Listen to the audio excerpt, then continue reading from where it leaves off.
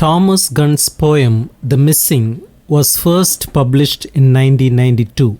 The poem is part elegy and part rueful meditation. The poem is told from the perspective of the survivor of AIDS, one who has been left behind in the wake of a string of senseless deaths. Here the speaker faces an uncertain and sorely compromised future, stripped of the loving support of the friends on whom he has come to rely so heavily. Yet, more than a confrontation of the mystery and irrationality of death, the poem explores the extent to which society influences and shapes the individual. It celebrates the meaningful connections and lasting ties that punctuate a life and often outlive it in the realm of memory. The poem is written in iambic pentameter and adapting an ABAB rhyme scheme. Let's see the summary of the poem. From the onset, the speaker is established as an observer watching the spread of an unnamed plague, the AIDS epidemic. As the speaker helplessly witnesses his friends wilt and expire, their bodies, unable to resist the spread of the disease, grow thin. They become foreign and altered as they succumb to the virus, vulnerable, or as the speaker puts it, bared. This slow yet sudden expiration prompts the speaker to examine his own state. Is health something the speaker can still rely on without question?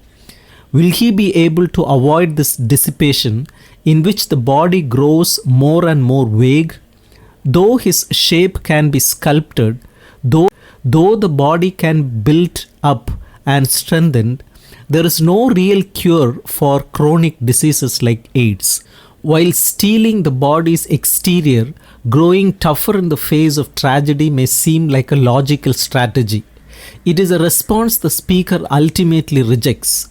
Not like the statue's chill condor, he asserts, as it is equated with an emotional coldness, an indifference to or denial of the terrible reality of the epidemic. Self-defense or self-protection could result in a dangerous isolation at a time when the action and togetherness of community are needed. It is a mode of response the speaker feels is no longer appropriate, not nowadays.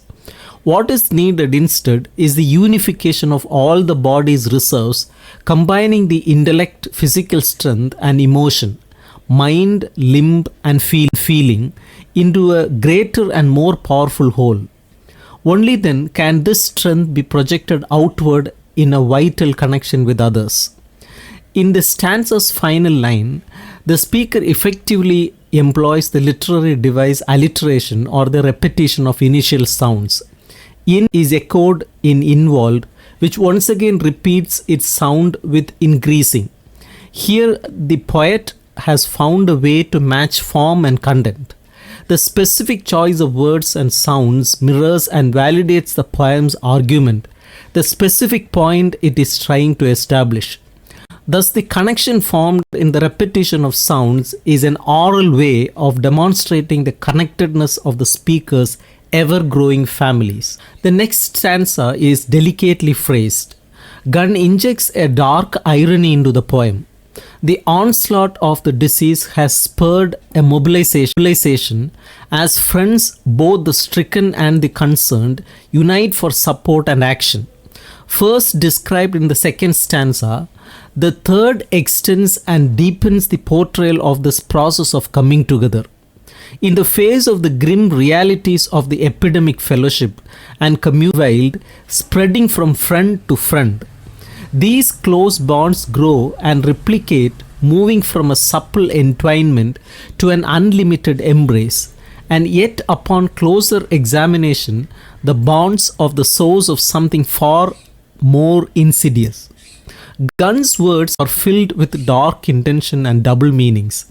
While the diction fittingly conveys the rallying spirit spreading among the speaker's friends, it also chillingly describes the pathology of the disease as well, spreading out in a lengthening chain of infection.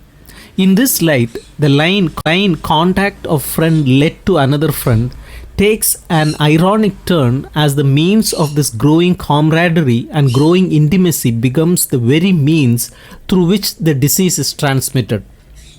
The joy and